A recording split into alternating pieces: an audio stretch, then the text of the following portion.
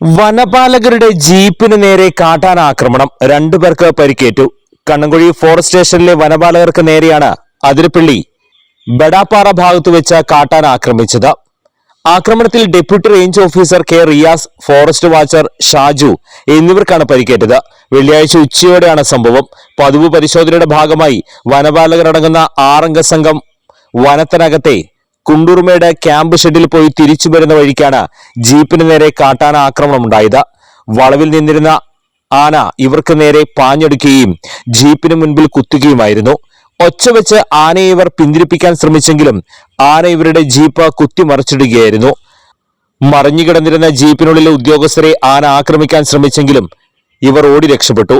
ആക്രമണശേഷം സമീപത്തു നിന്നും മാറാതെ നിന്നിരുന്ന ആനയെ വിവരമറിഞ്ഞ സ്ഥലത്തെത്തിയ കണ്ണങ്കുഴിയിലെ ഫോറസ്റ്റ് ഉദ്യോഗസ്ഥർ കാട്ടിലേക്ക് ഓടിച്ചതിനു ശേഷം പരിക്കേറ്റവരെ ചാലക്കുടി താലൂക്ക് ആശുപത്രിയിൽ എത്തിച്ചു. പ്രാഥമിക ചികിത്സ നൽകി. ഞങ്ങള് 6 പേര് പെരാമ്പുലേഷന്റെ ഭാഗമായിട്ട് കുണ്ടൂർമേട് ക്യാമ്പ് ഷെഡിൽ പോയി തിരിച്ചു വരുന്ന വഴിക്കാണ് ഇത് സംഭവിച്ചത്.